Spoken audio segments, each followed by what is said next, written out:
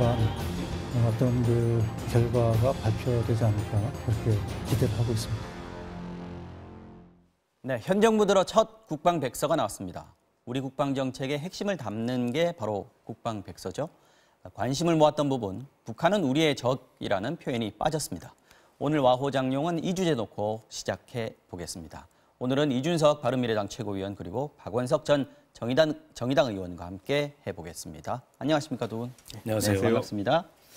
자, 이준석 의원님 먼저 북한에 대해서 우리 군이 어떻게 규정하느냐 이게 뭐 사실은 시대 상황에 따라서 또 정권에 따라서 바뀌어왔던 게 사실입니다. 어떻게 지금 진행이 되어 왔는지 변천사 한번 좀 정리해 볼까요? 저는 이제 처음에는 이제 주적 표현이 언급되어 있었는데 그 뒤에 이제 적이라는 그 표현에서 직접적 위협이라는 표현을 바뀌었거든요. 근데 우리가 알고 있다시피 연평도 포격 도발이라든지 MB 정부 시절부터 계속된 도발로 인해 가지고 주적은 아니지만 적이란 표현이 들어갔습니다. 북한은 적.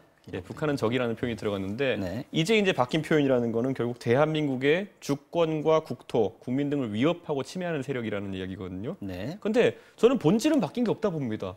계속 이제 북한을 상정해서 저희 군은 다 훈련을 하는 것이고 국방정책 수립하는 것인데 다만 저는 이제 정부 측이 주장하는 바는 북한을 자극하지 않기 위함이다라는 취지가 있는 것인데 이것이 또 저는 실리적으로 그렇게 동작할지도 저는 의문입니다. 왜냐하면 과거에 말했듯이 적 표현이 삭제된 상태에서 그럼 도발이 없었느냐, 아니면 미사일과 핵 개발이 없었느냐 하면은 그때 다 있었거든요. 다만 이것은 우리 군의 사기라든지 아니면 지향점에 있어 영향을 줄 수 있는 겁니다. 예를 들어 뭐 그냥 다들 자명하잖아요. 북한을 얘기한다고. 예를 들어 방송 작가가 전 섭외 와가지고 MBC입니다 이러면 되는 거지. 상암동에 있는 건물 새로 멋있게 지어놓은 유서 깊은 방송국입니다 이러면은 지금 나랑 지금 장난하려는 건가 이런 생각이 들 수도 있는 거거든요. 그렇기 때문에 저는 특히 국방정책은 명징해야 되는 것이고 우리 국민들이 지금 바라보기에는 왜 우리 정부가 북한과 중국에 대한 표현에는 굉장히 좀 인색하면서 최근에 일본과의 어떤 외교 갈등이나 안보 갈등이 있어가지고 굉장히 명징한 표현들을 사용하고 있거든요. 이번에 국방백서에서도 일본에 대한 언급 같은 경우에는 이제 파트너로서의 그런 언급은 삭제가 된 상황이잖아요. 그러니까 저는 이런 것들을 보면서 과연 지금 정부가 짜는 안보 질서가 국민들의 눈높이에 맞느냐 저는 앞으로 좀 비판이 있을 거로 봅니다. 비판이 좀 있을 것이다. 뭐 포괄적으로 좀 적의 개념이 규정이 된 건데 오히려 더 늘어났다고도 볼 수 있지 않습니까? 어떻게 보세요? 그렇죠. 이게 이제 변화하는 안보 환경에 맞게 이 적의 개념도 확장한 거라고 볼 수 있을 것 같고요.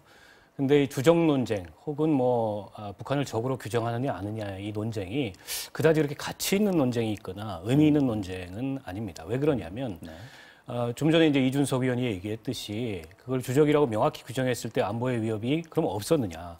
그때도 안보의 위협은 있었거든요. 대표적으로 이명박 박근혜 정부 시절에 천안함 연평도 사건이 있었고 또 전대미문의 그런 이 방산비리 사건이 있었단 말이죠. 그런 게 바로 우리 안보의 치명적인 위협이고요.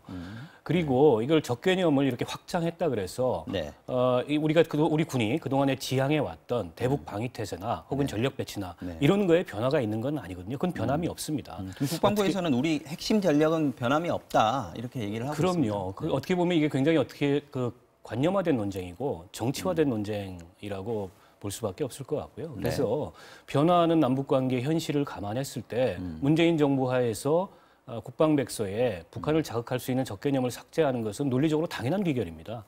그걸 가지고서 새삼스럽게 또다시 이걸 논쟁화시키는 게 글쎄 뭐 야당으로 해서 정치적으로 어떤 의미가 있는지 모르겠는데 국민들 보기에도 이제 국민들의 눈높이도 많이 달라졌거든요. 그러니까 과거와 같은 잣대로 평가할 수 없다고 생각을 합니다. 지금 제1야당 한국당에서는 안보가 해체되는 과정이다 이렇게 얘기를 하고 있습니다. 그 표현에 대해서는 어떻게 보세요? 저는 그렇게 인식하는 만약 보수 측의 입장이 있다고 한다면은 그건 단지 이번에 이 국방백서의 일로 그렇게만 표현한 것은 아닐 겁니다. 왜냐하면 최근에 일련의 행보 중에서 예를 들어 뭐 가장 최근에 나왔던 것은 비행금지 구역 설정이라든지 이런 것들이 인해 가지고 실제 전방부대에서 훈련하기 어려워졌다라는 지적들이 뭐 이제 나오고 있고 그런 부분을 다 합쳐봤을 때 과연 안보 태세가 과거만큼 굳건한가에 대해 질문하고 있는 것이고요. 저는 지금 시점에서 예를 들어 뭐 아까 뭐 현실은 그대로인데 예를 들어 그 선언을 하는 것이 정치적인 의미가 있다라고 이제 표현하셨는데 저는 그것도 중요한 의미라 봅니다. 왜냐하면 당장 뭐 약간 궤가 다르지만은 미세먼지 문제 같은 경우는 뭔다 하더라도요. 보면은 그 원인이 어디냐를 먼저 정부가 선언적으로 선언하는 거에 따라서 그 다음 대응 방안이 생기는 거거든요. 예를 들어 미세먼지라는 어떤 과학적인 현상을 놓고 그것의 원인이 중국이다라고 하는 것과 그것의 원인이 국내다라고 하는 것은 굉장히 다르고 지금 우리 정부가 최근까지 해왔던 대응들을 보면 조금 말이 바뀝니다만은 정부와 서울시 모두 국내 요인이 지배적이다라는 표현을 썼었어요. 11월까지만 하더라도. 그러다 보니까 어떻게 합니까? 뭐 외교적 노력보다는 우리 갑자기 무슨 뭐 경유차 줄이라 그러고 그러니까 방향성 자체 설정한 데 있어가지고 선언적인 그런 정치적 선언 자체도 의미가 있기 때문에 네. 저는 이번에 그 국방백서에서 적의 개념이 들어가 있느냐 안 들어가 있느냐 네. 그 국방백서로 인해서 파생되는 많은 작전 계획부터 시작해서 이런 곳에 영향이 없을 수 없는 겁니다. 그래서 저는 언어가 규정하는 부분이 있다 분명히. 그렇죠. 이런 말씀이시네요. 그러니까 사실 언어라는 것은 특히 백서 정도의 어쨌든 천명하는 문서의 의미라는 거는 아주 추상적이지만은 그 파급 효과가 큰 법이기 때문에 저는 모르겠습니다. 이제 정부가 말하는 것처럼 분명히 무기 하나도 빠진 게 없고 방어 태세 자체는 유지되겠지만은 네. 앞으로의 방향성에 대해 가지고 국민들이 약간 우려가 되는 부분이 있다 이렇게 표현할 수 있을 것 자, 같습니다. 그럼 그 방향성 지금 근데 분위기 지금 네. 뭐 국제 정세도 그렇고 남북 관계도 그렇고 북미 관계도 그렇고 방향성이라는 게 사실은 좀 바뀌어야 되는 상황이 아닌가 이런 생각도 좀 할 수 있거든요. 그렇죠. 작년에 남북 정상회담이 있었고 네. 9.19 군사 분야 합의서가 있었지 않습니까? 그리고 남북 간의 군사적 그 긴장 완화와 신뢰 구축을 위한 상호 간의 노력이 진행 중이에요. 그리고 더 큰 틀에서는 지금 북한 비핵화 문제를 둘러싼 북미 정상회담이 2차 정상회담이 임박해 있고 국제사회의 여러 가지 그 움직임들이나 변화들이 있다는 거죠. 그래서 우리가 안보 문제를 과거처럼 명목상의 강경책을 고수하는 것으로 우리 든든한 안보 환경을 지킬 수 있다고 생각하는 것 자체가 낡은 개념인 거죠. 어떻게 보면 국방력에 기초해서 또한 외교력에 기초해서 새로운 어떤 안보 환경을 만들어 나가고 그 속에서 우리 스스로의 안보 능력을 높여 나가야 되는데 지금 자유한국당이나 보수층에서 얘기하는 것은 과거와 같은 그런 명목상의 강경책을 고집하는 것이 든든한 국방이고 든든한 안보다. 그 자체가 저는 이 변화하는 우리 한반도의 환경이나 또 국제 정세를 잘못 읽고 있다 이렇게 생각합니다. 저는 이제 평화를 바라는 마음이라는 거는 우리가 국민들이 당연히 가져야 될 마음이지만은 그것이 우리의 현실을 왜곡시켜서 보게 되는 그런 그 투시경이 돼서는 안 되는 것이거든요. 어떤 점이요? 가장 대표적으로 지금 보면 문재인 대통령께서 외교적 노력을 펼치시고 평화를 위한 길을 가겠다고 하시는 것 국민들이 보고 지지하는 겁니다. 네. 근데 반대로 그 성과들에 대해 가지고 봤을 때 과연 그렇게 모든 거 우리가 내려놓고 이제 평화만 바라볼 수 있겠느냐. 예를 들어 기억나실 겁니다. 작년 10월에 이제 대통령께서 유럽 순방하시면서 프랑스 대통령 마크롱한테 가가지고 대북 제재 해제에 좀 이렇게 좀 힘을 협조해 달라 그랬거든요. 그런데 지난주에 충격적인 뉴스가 나온 게 뭐냐면은 프랑스 군함이 이제 대북 제재를 위해 가지고 이제 동해로 파견이 되거든요. 근데 원래 이건 없었던 거예요. 영국도 파견하는데 그거는 순환 배치기 때문에 좀 의미가 다릅니다만은 대통령께서 가가지고 외교적 노력으로 대북 제재를 해제해 주십시오 그랬는데 어지간하면 좀 들어줄 만도 한데 프랑스에서 오히려 이제 해군 함정을 보내가지고 대북 제재에 동참하겠다, 선박 수색에 도움을 주겠다 이렇게 하는 것은 국제적인 분위기 자체가 어떻게 돌아간지에 대해 가지고 우리 국민들이 체감하는 바와 다른 바가 있다는 겁니다. 그럼 저는 이 부분 그리고 북미 간의 협상이라는 것도 이따 또 이야기할 기회가 있겠지만은 네. 북미 간의 협상도 보면은 폼페이오가 그때 갈 때만 해도 어땠습니까? 이제 북미 간의 직접적인 협상으로 뭔가 타결이 되려나 보다 했는데 폼페이오가 돌아가자마자 북한 외무성에서 우리가 한 말이랑 다른 얘기를 왜 들고 왔냐 이렇게 하면서 바로 이제 엇박자를 놨거든요. 이런 것들을 봤을 때 우리 국민들이 바라는 것 그리고 대통령께서 노력하는 것 이거 별개로 안보 환경은 생각보다 안 좋아지고 있다. 이걸 저희가 좀 직시해야 될 것 같습니다. 그런데 지금 이제 북미 정상회담 얘기로 좀 넘어가 예. 보겠습니다. 자연스럽게 지금 분위기는 아직 괜찮은 것 같습니다. 그죠? 북미 정상회담 곧 열릴 것 같다. 이런 얘기들이 나오고 있고 지금 새로 나온 보도들을 보면 트럼프 대통령의 친서가 북한 김정은 위원장한테 전달이 됐다. 그리고 이걸 보면은 뭐 아직 뭐 공개는 안 됐지만 지난 2일에 이제 김정은 위원장의 친서가 트럼프 대통령이 갔고 한 2주 만에 다시 답장이 간 그런 형태인데 어떤 내용이 담겨 있을지 좀 주목이 됩니다. 일단 2차 북미 정상회담에 대해서 긍정적이고 우호적인 메시지가 담겨 있을 가능성이 굉장히 높고요. 네. 또 그 2주간의 변화를 보면은 김정은 국무위원장이 방중을 했습니다.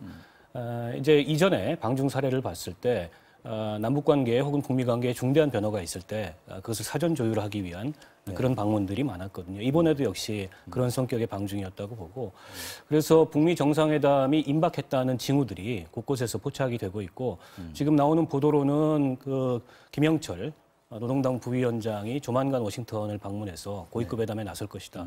아마 그 고위급 회담에서 일시, 장소, 의제 이런 것들에 대한 포괄적인 조율이 최종적으로 일어나지 않겠나 싶습니다. 오늘 보도는 김영철 부위원장이 그 워싱턴으로 오늘 갔다. 네. 내일 정도에 도착할 것이다 이렇게 얘기가 되고 있는데 지금 일단 절차를 밟고 있다라고는 볼 수 있지 않겠습니까? 근데 그 절차라는 것이 저는 지켜봐야 될 것이 우리가 처음에 미국의 협상 톤을 봤을 때는 CVID부터 해서 핵리스트 제출하라고 일괄 제거에 대한 부분을 이야기했었는데 지금 협상하는 과정 중에서 미국이 말이 바뀌고 있는 부분을 우리가 무조건 협상이 타결된다 해서 긍정적으로 바라보기 어려운 것이 애초에 폼페이오와 그때 이제 폼페이오가 올라갔을 때 그때 이견이 있었던 부분이 조선반도의 비핵화인 것이냐 아니면은 북한의 비핵화를 이제 할 것이냐 이런 부분에 대한 이견이 있었는데 네. 북한은 그 입장을 고수하고 있어요. 그리고 조선반도의 비핵화, 그러니까- 해구산도 치워라. 그렇죠. 그러니까 이제 방중을 했을 때 시진핑 주석과 중국 측에서 이제 언급했던 것이 조선 인민의 입장을 전적으로 지원한다 이렇게 얘기했는데 그 말은 과거에 몇 달 전만 하더라도 중국은 이 문제에 대해서 발언을 자제해 왔습니다. 미국에 대한 입장이 있기 때문에. 근데 이제는 전통적인 그러니까 북중러와 한미일의 이런 대립구도로 가게 된다고 했을 때 저는 미국이 내는 타협안이라는 것이 오히려 미국은 자국에 대한 핵 위협을 제거하는 것이 최우선 목적이기 때문에 네. 과연 우리 국민들이 제일 중요하게 생각하는 평화, 아까 그 같이 핵을 머리에 이고는 평화라는 거는 사실 불완전한 평화거든요. 그러니까 완전한 비핵화라는 것이 가능해질 것인가에 대해 가지고는 북미 정상회담 성립이 그것을 담보하는 건 아닙니다. 그렇기 때문에 저는 지금 시점에 오히려 문재인 정부가 지금까지 입장에서는 조금 더 강경해질 필요가 있다. 그 말 뭐냐면 오히려 미국 측에 적극적으로 의사를 전달해 가지고 완전한 비핵화 형태의 협상을 해줬으면 좋겠다는 의지를 밝혀야 되는 것이고 만나는 것 그 자체에 너무 의미를 둬가지고 단계를 밟아나가는 거는 오히려 항구적으로 되돌릴 수 없는 지금 보면 미국 측의 이제 군사 자료를 보면은 북한의 20기가량의 핵무기 보유를 이제 기정사실화하지 않습니까? 그것이 우리에게 가지는 의미가 무엇인가? 그러니까 협상한다고 박수 치길 만한 일은 또 아닙니다. 제가 봤을 때는. 그런데 네. 이제 협상을 해야 결론에 도착할 수 있고요. 비핵화라는 거는 긴 과정과 여러 가지 단계들이 있습니다. 어떻게 보면 지금 우리는 비핵화의 입구에 들어선 거고 네. 그 출구까지는 아직 갈 길이 먼 거죠.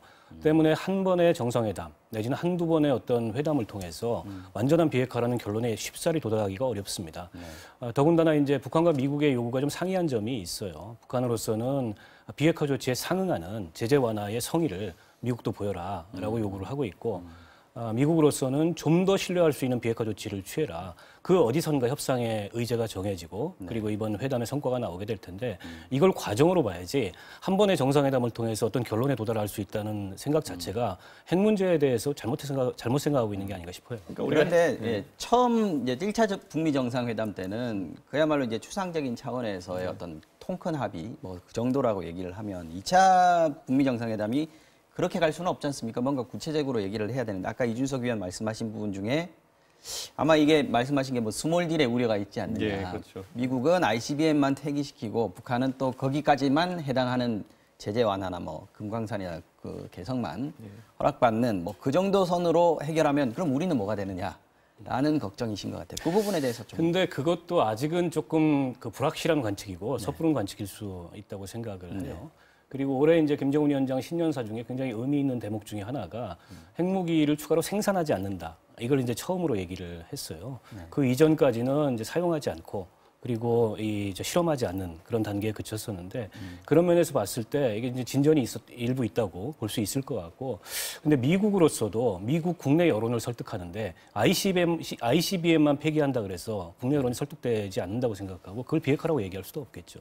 아니 근데 잘 생각해 보면요. 과거에 베트남 전쟁이 오가던 상황 속에서도 결국 북베트남과 남베트남이 있었지만은 결국 미국의 입장은 나중에 가서는 우리가 빠지면 된다로 가가지고 남베트남을 남겨놓고 간 거였거든요. 저는 그러니까 미국이라는 나라는 국익에 따라서 움직이는 것이고 지금 시점에서 미국의 최선 국익은 미국 본토가 타격받는 상황 자체를 제거해버리는 겁니다. 근데 그 입장에 봤을 때 저는 아까 말했던 스몰 딜이라고 표현했던 그런 형태의 딜은 물론 우리 정부 입장에서 노력을 하겠지만은 절대 막아야 되는 형태의 딜입니다. 왜냐하면 그것이 의미하는 바는 사실 북한의 핵보유국 인정이거든요. 보면은 핵보를 인정하는 것이고 그럼 우리는 계속 미국은 모르겠지만은 우리는 단거리 미사일에 소형화된 핵의 위협을 안고 이제 살아가야 되는 것인데 물론 그렇게 평화가 이루어진다 하더라도 그것이 어떻게 진짜 평화겠느냐.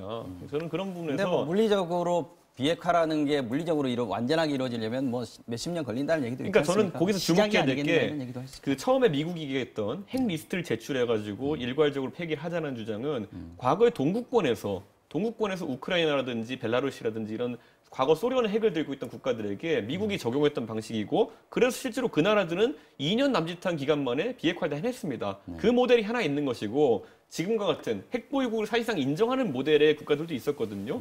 그런데 이 두 가지 중에서 저는 미국이 지금 후자의 길을 택하기 시작했다는 것 자체가 우리가 조금은 더 적극적으로 미국의 협상을 요구해야 되는 상황이 아닌가 싶습니다. 네, 알겠습니다. 다음 주제로 넘어가 보겠습니다. 어떤 주제가 기다리고 있는지 영상부터 보시겠습니다.